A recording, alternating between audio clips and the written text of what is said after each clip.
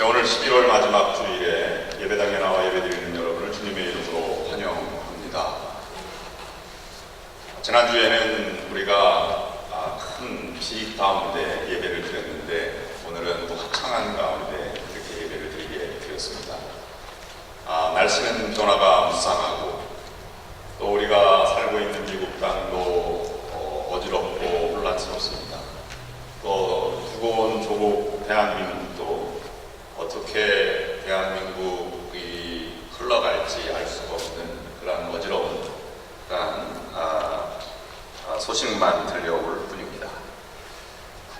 그럼에도 불구하고 주님 앞에 나와 예배드리는 여러분에게 하늘의 평강이 함께 하시기를 간절히 축원합니다. 옆 사람과 인사를 나누실 때 주님의 평안을 빕니다. 이렇게 한번 인사를 나눠보시길 바랍니다. 네, 평안을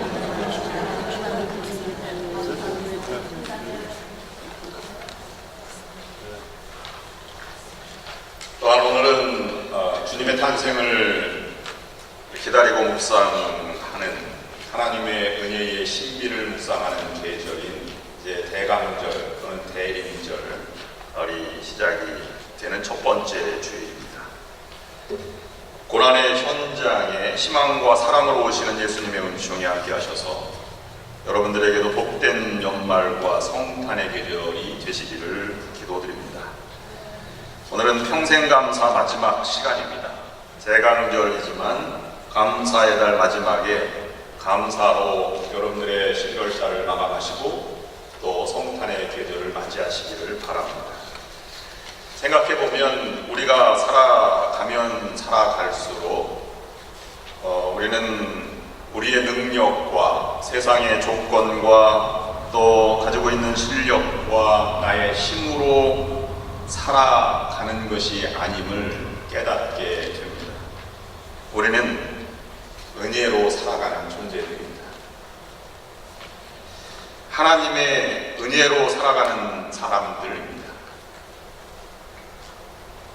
그러므로 은혜로 살아가는 사람은 세상의 환경과 조건에 관계없이 은혜의 감격에 빠져 들어가게 됩니다. 그래서 세상을 감격적이고 기쁘고 또는 열정적으로 봉사하며 섬기며 살아가게 됩니다. 그렇습니다. 우리는 우리의 능력으로 살아가는 존재가 아니라 하나님의 은혜로 살아가는 존재들입니다. 지금까지도 하나님의 은혜로 살아오게 하셨고 지금도 하나님의 은혜로 붙들어 주시고 여러분의 남은 앞으로의 삶도 하나님의 은혜로 인도해 주실 것입니다. 하나님의 은혜가 여러분 삶 가운데 언제나 함께 하셔서 승리하는 여러분들이 될 수 있기를 주님의 이름으로 축원합니다. 은혜로 살아가는 사람은 다른 생각을 가지고 살아가는 존재들입니다. 삶의 자세가 다르고 언어가 다르고 표정이 다르고 마음의 감정이 다릅니다. 짜증과 불평 대신 기쁨과 평안과 감사와 감격과 열정과 헌신이 그의 삶에 충만하게 되어 있습니다. 일찍이 막심 고리끼는 일이 즐거우면 인생은 낙원이지만 일이 의무가 되면 인생은 지옥이다 라는 말을 남겼습니다. 감옥과 수도원의 생활은 겉으로 보기에는 별 차이가 없어 보입니다. 그러나 그 안을 자세히 들여다보면 큰 전혀 다른 삶의 차원이 전개되는 것을 볼 수 있습니다. 거친 식사, 험한 잠자리, 열악한 환경 등 모두가 비슷한 것 같지만 감옥에 있는 죄수들은 늘 불평과 욕으로 하루를 지내며 살아가고 수도사들은 감사와 찬양으로 하루하루를 감격 속에 보내게 됩니다. 동일한 원소인 탄소도 석탄과 다이아몬드처럼 엄격히 다른 존재가 되기도 합니다. 똑같은 환경에서 살아가더라도 다이아몬드와 같은 보석과 같은 삶을 만들어가는 인생이 있는가 하면 타버린 쓸모없는 석탄재와 같은 삶을 살아가는 인생도 있음을 우리는 압니다.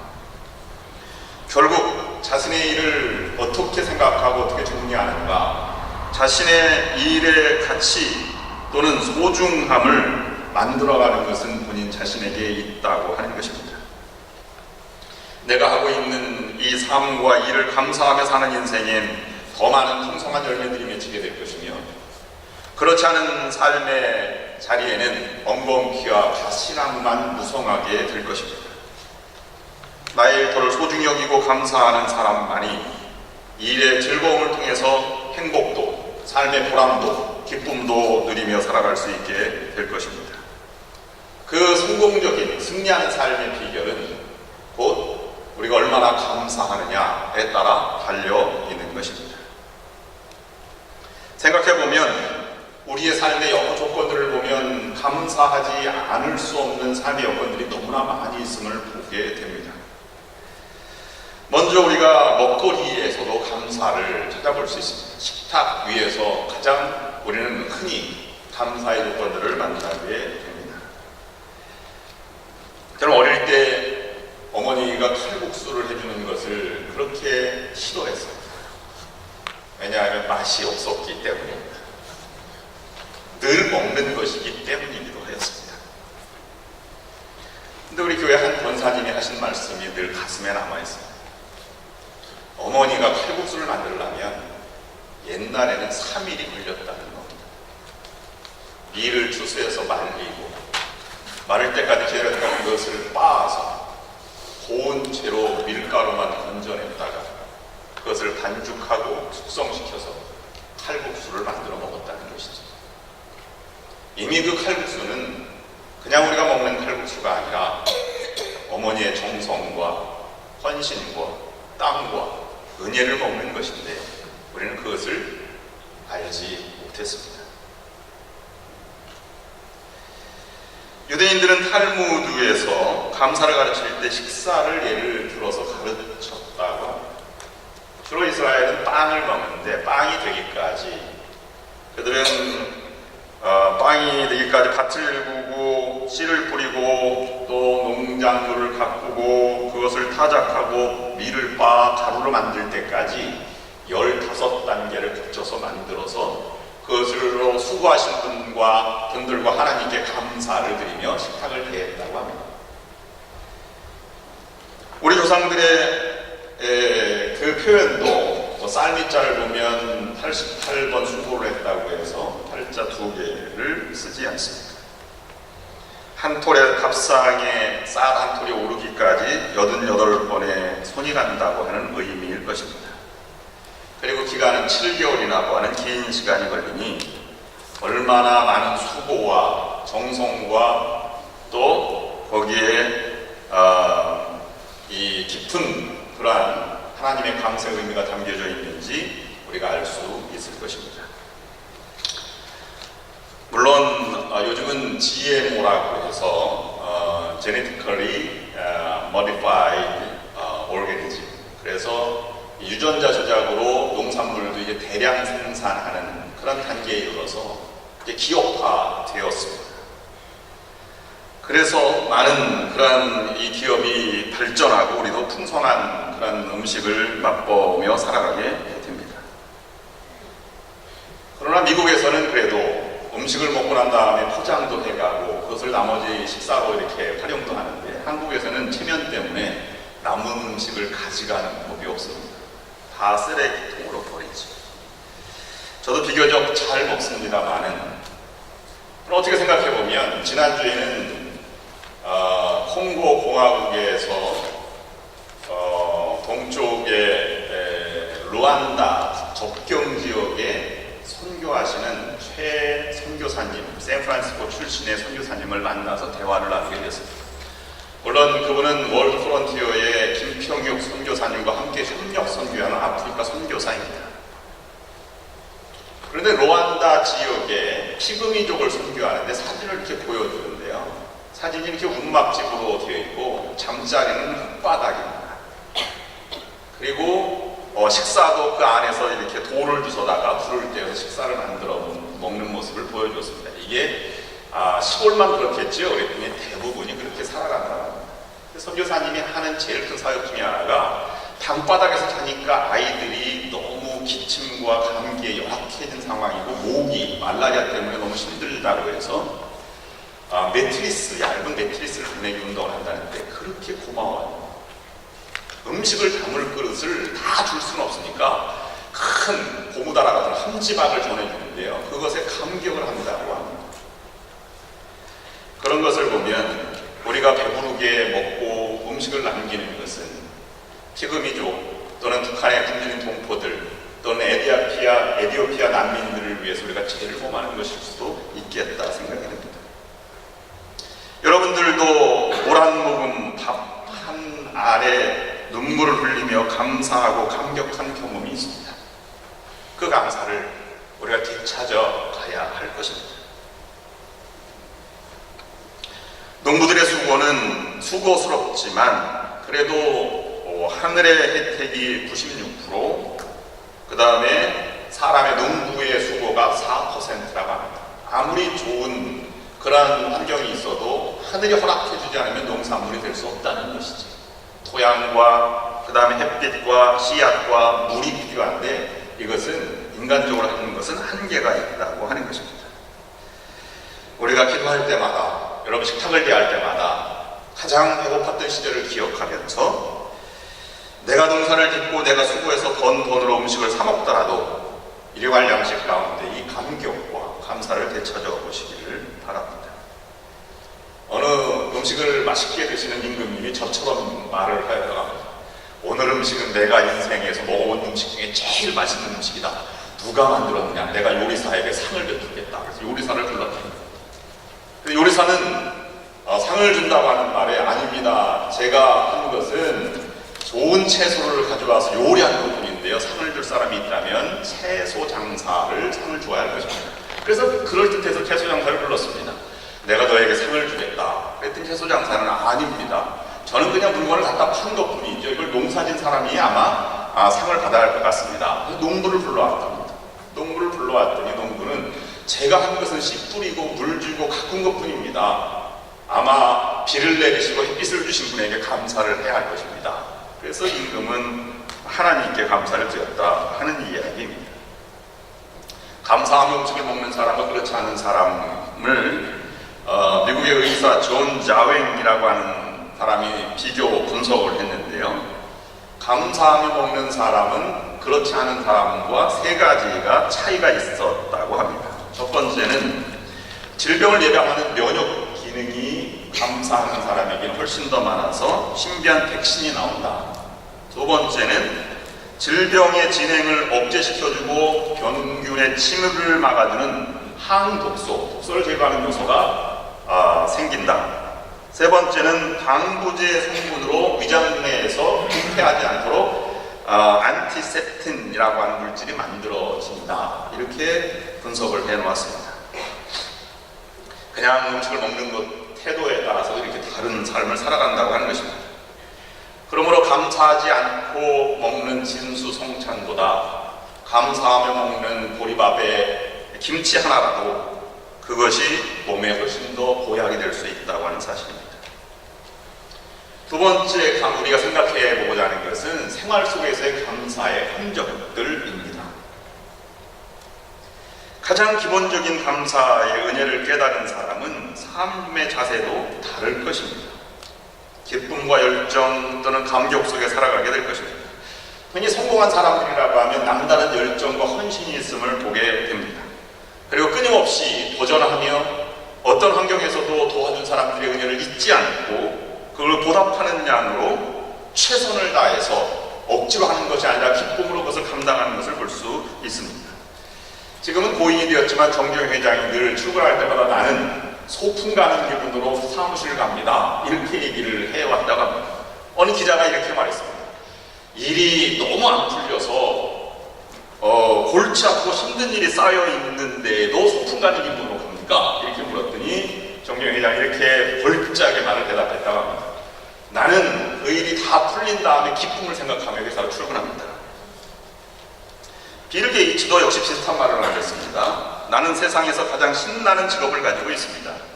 매일 일하러 가는 일이 즐겁고 감사할 뿐입니다. 왜냐하면 나에게는 항상 새로운 도전과 기회와 배울 것들이 나를 기다리고 있기 때문입니다.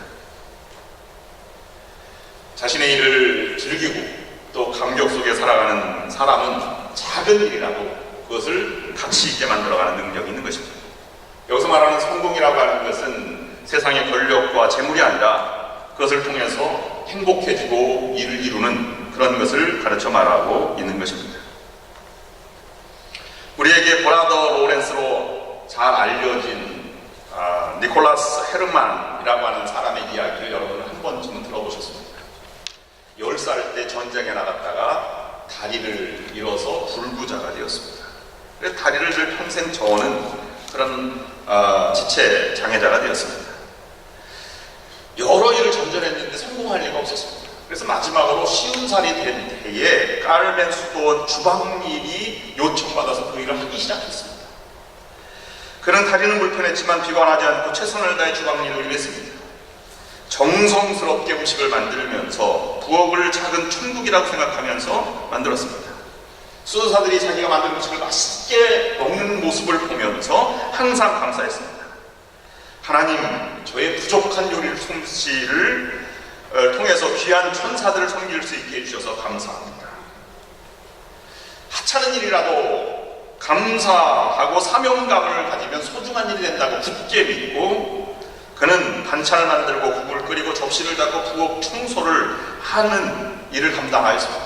그런 생각하기를 내가 하는 일은 수많은 교인들 앞에 설교하는 것보다 더 중요한 일이다 라고 그는 믿고 그렇게 살아 일을 하였다고 합니다. 20년의 세월이 흘러 같은 주방일을 하면서 놀라운 일이 생겼습니다. 수도사들이 그를 존경하게 되었고 나중에는 그를 수도원 원장으로 추대하는 그런 일까지 벌어졌습니다. 평신도 수도사는 원장의 자리에 오를 수 없다는 것이 원칙이었는데도 그를 많은 수도사들이 추천하게 되었다는 것입니다. 그는 수도사들의 열렬한 지지 속에 수도원 원장의 자리에 올랐습니다. 사실 알고 보면 그는 아무것도 가진 것이 아닙니다. 신학교를 나오지도 않았고 인생의 교육도 받지 못했고 다리는 불구자였으며 가정도 이루지 못한 존재였습니다.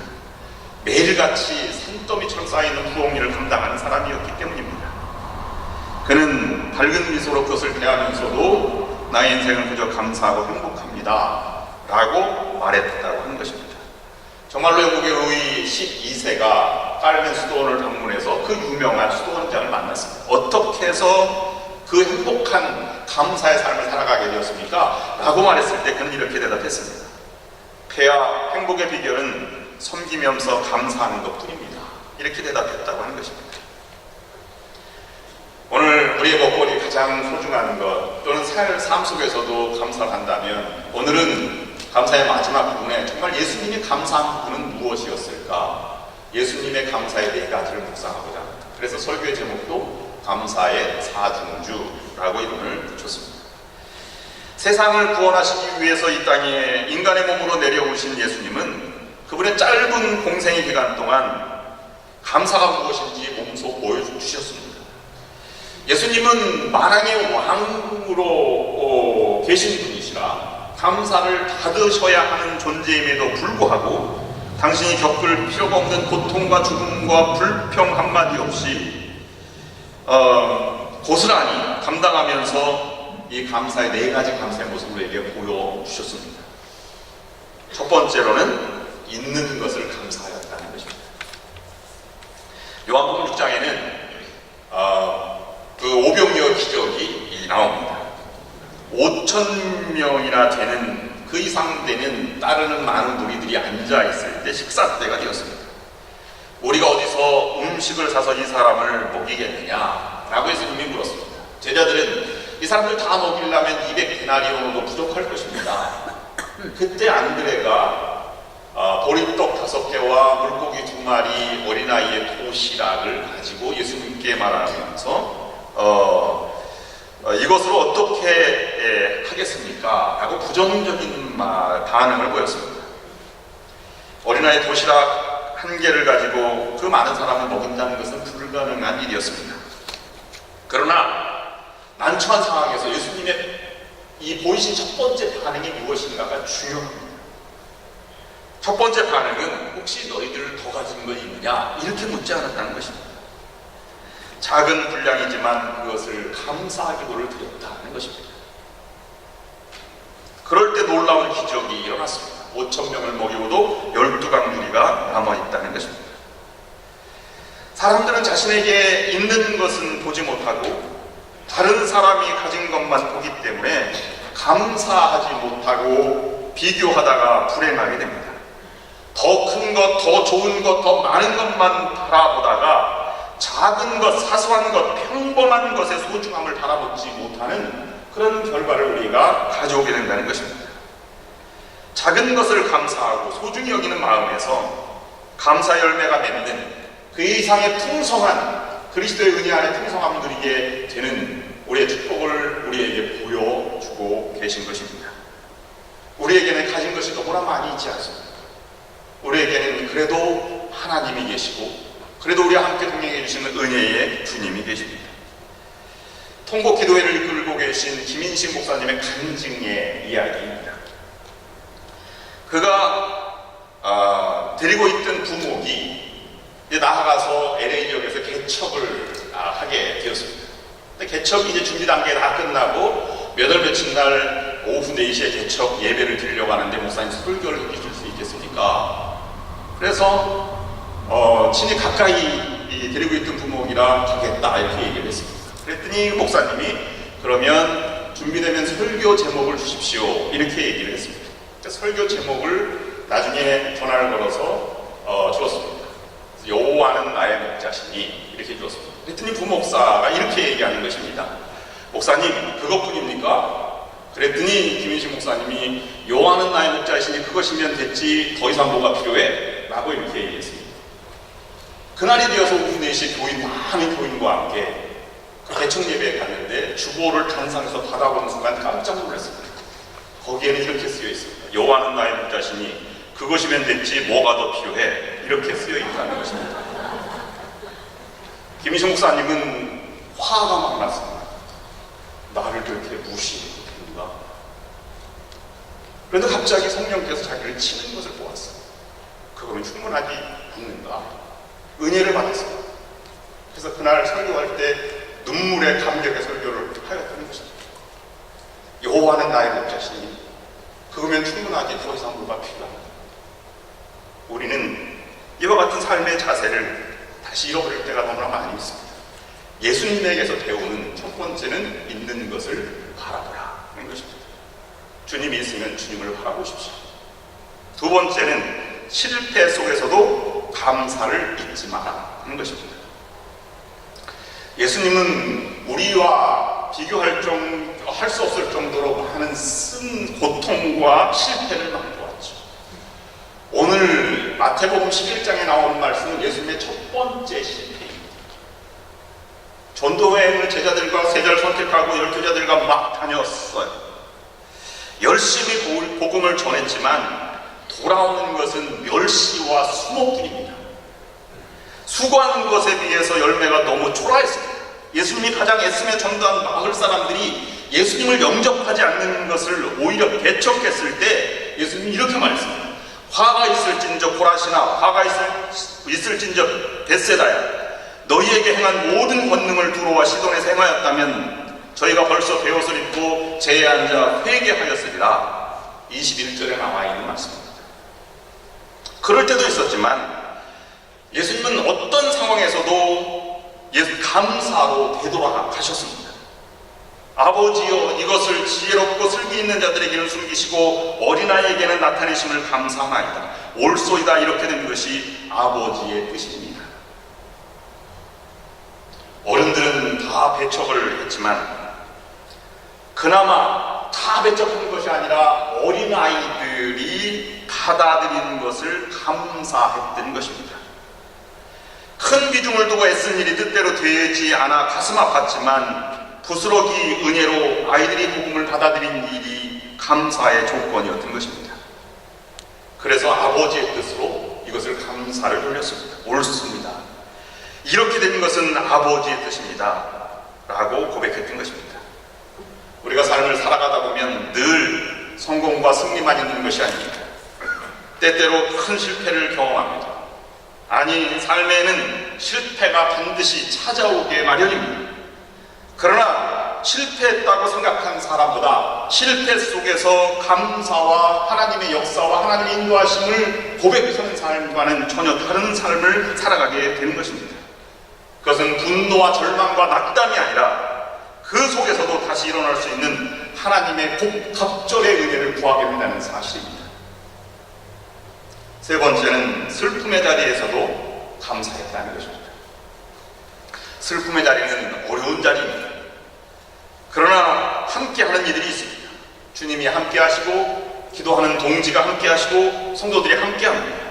하나님의 뜻을 슬픔 중에 오히려 깨닫고 더 큰 하나님의 은혜를 잊게 됩니다. 그러므로 슬픔 중에 계시더라도 감사의 기초를 잃어버리지 않는 것이 중요합니다. 예수님은 나사로의 무덤가에 있었습니다. 이제 죽은 지 4일이 되어서 냄새가 나는 지경이 되었습니다. 그 죽음을 안타까워하면서 눈물을 흘리시기도 하셨습니다. 사람들에게 죽음은 절망을 의미합니다. 무덤이 있는 돌은 삶과 죽음을 갈라놓는 큰 장벽과도 같은 것입니다. 절대로 살아서는 그 무덤문을 나올 수 없기 때문입니다. 슬픔과 애통함이 가득한 자리에 할 말을 찾지 못하고 우리는 문상 가서 그냥 주님의 위로를 빕니다. 이렇게만 말을 하고 있습니다. 근데 예수님은 나사로의 무덤가에 있어서 돌을 옮겨 놓으라. 아버지여 내 말을 들으신 것을 감사하나이다. 예수님은 죽음의 비극적인 상황을 기도하고 감사를 표현한 것입니다. 이것은 너무 상식 밖의 일입니다. 초상집에 금기시되는 언어, 감사를 표현했던 것이기 때문입니다. 그는 삶의 이후의 죽음 너머에 있는 부활과 영생을 바라보고 오히려 감사를 하셨던 것입니다. 예수님의 마지막 극적인 감사는 십자가를 앞에 두고, 십자가를 15시간 앞에 두고 감사를 드린 것입니다. 금요일날 저녁이 아닌 목요일날 세족식을 하면서 그렇게 감사를 드렸습니다. 찬송 중에도 십자가 단단히 붙잡고 날마다 이기며 나아가세 라는 찬송이 있습니다. 십자가를 지시기 직전 최후의 만찬 자리에서 주님이 하시는 것은 감사였습니다. 33살의 인생을 마감하고 이제는 자신이 죽음을 알고 곧 죽음을 기다리는 순간에 감사가 나온다는 것이 놀라운 일입니다. 만일 우리가 15시간 이후에 죽음을 맞이한다고 하면 마음이 어떻게 될까 생각해 보게 됩니다.